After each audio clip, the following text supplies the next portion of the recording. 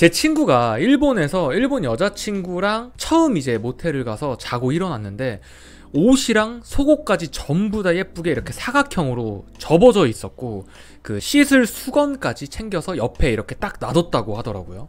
진짜 깜짝 놀랐대요. 그때부터는 자기가 거기서 뭔진 모르겠지만 가슴이 좀 울컥하면서 나는 일본 여자랑 진짜 결혼해야겠다 라고 결심을 했다고 하더라고요. 안녕하세요, 스고이 아저씨입니다. 요즘 한국에서 한일 커플이 좀 많아졌다고 하는데 저도 그게 진짜 궁금하더라고요. 그래서 오늘은 그 이유를 아주 솔직하게 보여주는 사연을 하나 가져왔습니다. 그럼 바로 한번 읽어볼게요. 제목, 일본 여자 단점 써봅니다. 오늘 잔소리 너무 많이 해서 마지막으로 글 씁니다. 경험 플러스 주변 사례입니다. 예외는 물론 있습니다. 첫 번째, 밥 사주면 부담스러워함. 자기가 먹은 건 자기가 내는 게 당연해서 사주면 좀 부담스러워함. 더치페이 해야 됨. 사줘도 난리임. 이런 부담이라면 매일 느끼고 싶은데요. 여자친구 기준으로 한국 여자는 밥 사주면 부담스러워한다는 개념 자체가 없죠. 밥은 당연하고 사실 커피까지 사고 집에 데려다 주는 것까지가 이제 코스잖아요. 근데 이런 식으로 부담스러워하는 느낌을 주면 진짜 다음에도 또 사주고 싶지 않나요? 고마우면서도 약간 미안하니까 부담스럽다는 느낌으로 말하는 것 같아요. 두 번째, 아침 차려주고 도시락 싸줌. 밖에서 사 먹고 싶은데 식비 아껴야 된다고 자꾸 밥 해줌. 남자 건강까지 챙겨주는 이런 끔찍한 단점이라니. 한국 남자들 지금 다 눈물 글썽이시는 거 아니죠? 도시락은커녕 퇴근하고 집에서 이제 와이프가 해준 밥 한번 얻어먹기 힘드신 분들이 많을 텐데 이분이 쓰신 글이 어떤 느낌인지 아시겠죠? 다음 거 한번 읽어볼게요. 세 번째, 연락 잘 안됨. 연락 2-3일 안 해도 연락 왜 안 되냐고 싸울 일이 없음. 한국은 매일 여친한테 보고해야 되는데 일본은 좀 답답함. 3일 동안 자유라니 라는 생각을 하시는 분들도 있고 3일은 너무 긴 거 아니야? 라고 생각하시는 분들이 좀 갈릴 것 같아요. 이 부분은 저도 사실 2-3시간에 한 번 정도 연락하면 딱 좋겠다고 생각하는 사람인데 일본은 2-3일을 안 해도 괜찮다고 하는 거 보고 좀 놀랐어요. 이 부분은 한국 남자에게는 진짜 좀 독이 될 수도 있고 약이 될 수도 있죠. 되게 케바케일 것 같아요. 저는 하루에 2-3번 정도가 적당하다고 생각하는 사람으로서 일에 집중 못하게 한국 여자처럼 계속 재촉하는 것보다 차라리 2-3일 연락 안 하는 게 더 나은 것 같긴 합니다.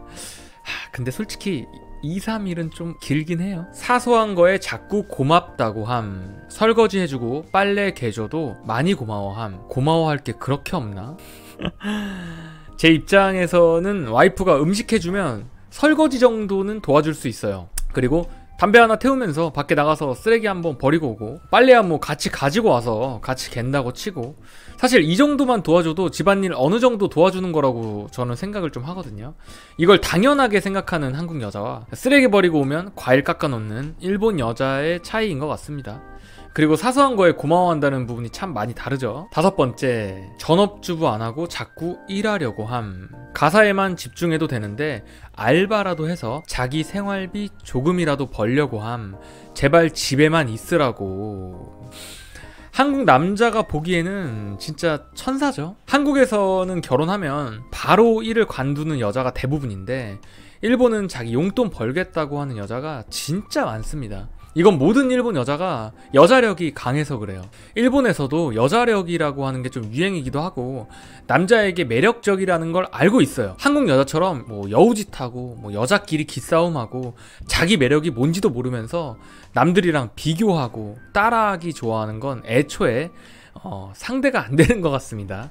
사실 한 달에 50만 원이라도 알바를 해서 그 없는 살림에 보태주면 돈 액수가 문제가 아니라 진짜 우리 가족을 위해서 번다는 느낌도 강하고 우선 내 마음이 따뜻해지잖아요. 그리고 와이프가 이렇게 고생하는 게 싫어서라도 밖에서 더 열심히 일할 명분이 만들어지는 거 아니겠습니까? 이걸 알아야 되는데. 여섯 번째, 단칸방에서 시작해도 됨. 단칸방에서 결혼생활 시작하는 게 일반적임. 남자가 집 해오고 예물 해오는 거 이런 거 없음. 일본은 그 월세 문화가 자리에 잡혀 있기도 하고 대부분 큰 평수가 많이 없어가지고 작은 집에 사는 것 자체에 불평불만이 많이 없어요. 그런데 보여지기 좋아하는 우리 한국 여자들 원룸? 애초에 쳐다도 안 봅니다. 저도 물론 집이 없긴 하지만 제가 만약에 집이 있고 생활비를 저한테 주는 여자랑 결혼을 한다? 그러면 진짜 요리하는 거 배워서 아침 저녁으로 뭐 요리해서 진짜 바치겠어요. 그 돈값은 해야 되는 게 당연하잖아요. 그리고 남는 시간에 알바하고 오기 전에 청소 좀 해놓고. 근데 이렇게 생각해보니까 일 안 하고 생활비 받으면서 살면 진짜 개꿀이네요. 7번째, 낮저 밤이. 낮에는 조신, 밤에는 적극적. 좀 모순적인.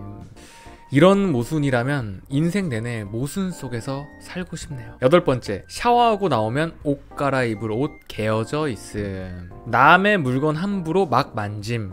이건 진짜 저도 들은 건데, 제 친구가 일본에서 일본 여자친구랑 처음 이제 모텔을 가서 자고 일어났는데 옷이랑 속옷까지 전부 다 예쁘게 이렇게 사각형으로 접어져 있었고, 그 씻을 수건까지 챙겨서 옆에 이렇게 딱 놔뒀다고 하더라고요.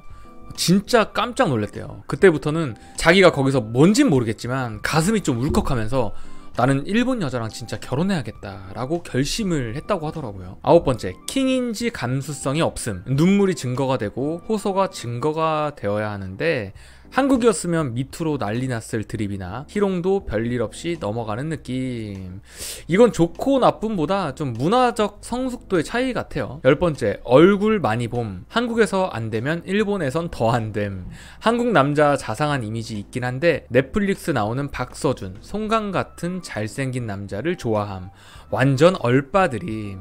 이건 뭐 만국 공통이죠. 다만 일본은 외모만 보고 끝내진 않아요. 사귈수록 성격, 배려, 태도 이런 걸 같이 본다는 게 좀 다르죠. 그리고 일본 여자 인터뷰한 게 있는데 일본 남자들이 덩치도 작고 마르고 키도 동양인 치고는 좀 작은 편이라서 한국 남자들이 가면 일본 남자들보다 평균적으로 스펙이 조금 높다고 들었거든요. 그리고 얼굴도 얼굴인데 키 큰 남자를 되게 선호하는 것 같더라고요. 한국에선 좀 작아도 일본 가면 조금 더 커 보이는 효과를 좀 볼 수 있으실 거예요. 11번째, 룸빵 가도 슬퍼하고 마름. 남자 비즈니스상 어쩔 수 없다고 생각하는 사람도 있음. 이런 걸로 크게 싸우진 않음. 이게 나라인가. 겉으로는 단점 써봅니다 이렇게 해놓고 실제로는 남자들이 평생 듣고 싶은 말만 잔뜩 모아놓은 글이죠.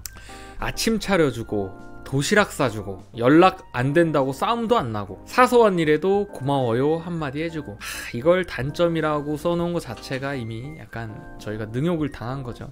읽으면서 계속 그 생각이 들었어요. 와, 이게 단점이면 한국은 뭐지? 한국은 연애가 요즘에 좀 눈치 전쟁이잖아요. 밥 한 끼를 사도 눈치, 연락하는 타이밍도 눈치, 심지어 대화 주제까지 조심해야 돼요. 근데 일본은 서로 부담 주지 않으면서 편하게 존중하는 관계, 그냥 사람 대 사람으로 대하는 느낌이에요.